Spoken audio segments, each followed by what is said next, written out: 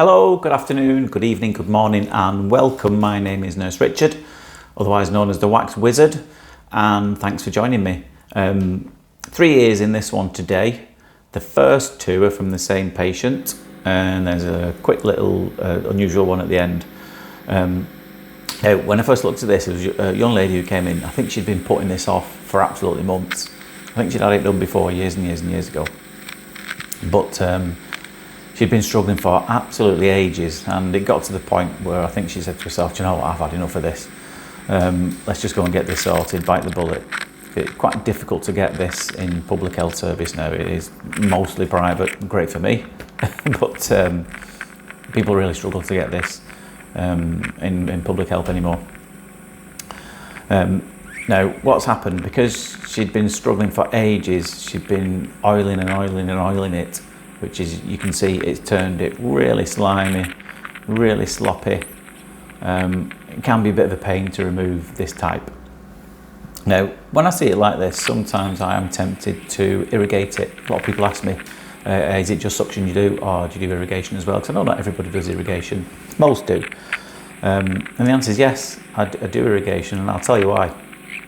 For some that are just really slimy and sloppy, and it's just basically turned the wax into liquid, that's quite difficult to suction out. You could be literally there all day and it's really difficult to see the canal walls. They're not defined because you've just got this liquid, this soggy mess inside the ear canal. So sometimes it is just easier to just give it a quick squirt with water, and it can literally take seconds. And historically that's what was always done in public health. The majority of what when I did it for the NHS years and years and years ago, we always irrigated with little machines. In fact, I've got one here, so I'll show you how it's done. It's hard to record irrigation. I don't want to break my camera. Electricity, not a fan of water. So I'm not going to do that. I did try it once, I think. There's a video of it somewhere. Go and feel free to have a look for it.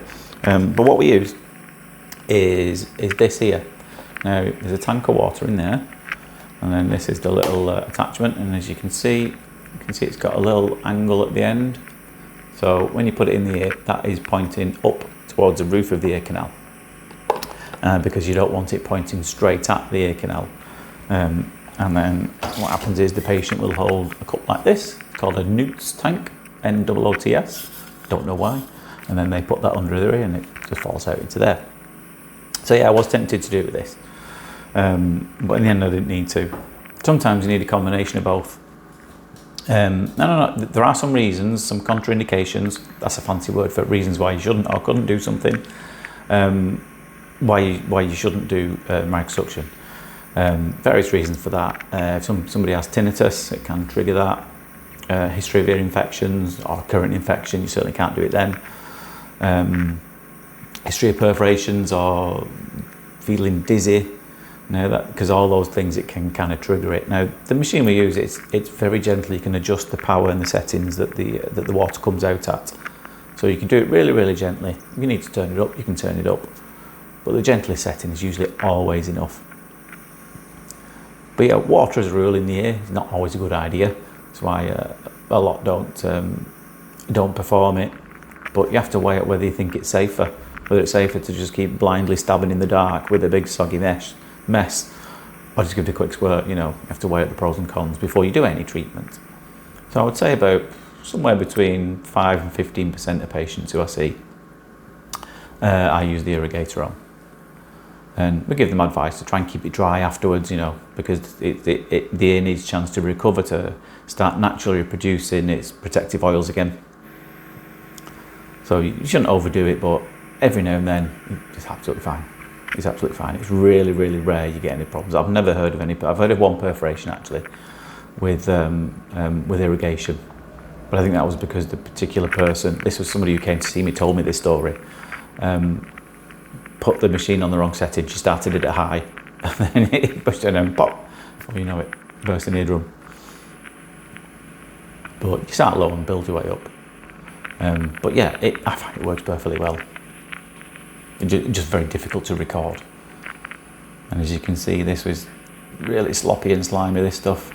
But thankfully, it's just about holding its shape. So I can peel it away But you tend to get it like this when someone's been oiling their ear for absolutely ages.